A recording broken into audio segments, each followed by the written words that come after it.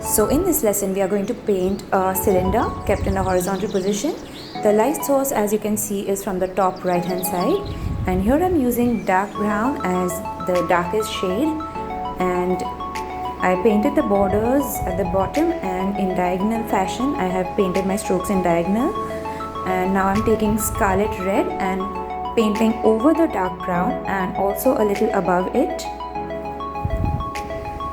as my second shade. That's going to be my middle shade. So the main shade of the cylinder is considered to be the scarlet red, and we use dark brown as the darker shade for scarlet red.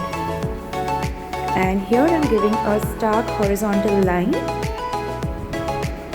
and not a shabby ending. Now again I'm taking the scarlet red and painting from top in horizontal strokes, and I'm keeping a horizontal white space in the middle where I'm applying water with just a moist brush, not to use too much water. And after applying water, I dried my brush and I'm removing the water which I applied because it looked too watery, and just now it's just right amount of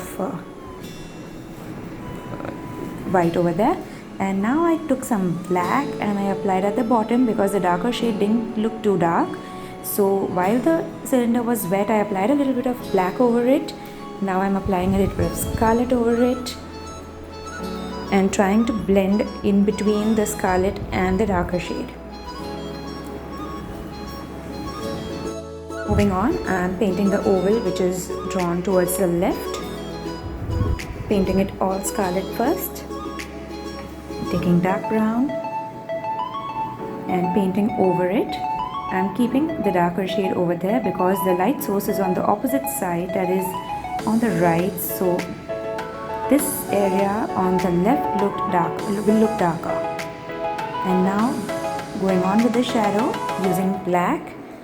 The shadow is elongated towards the left.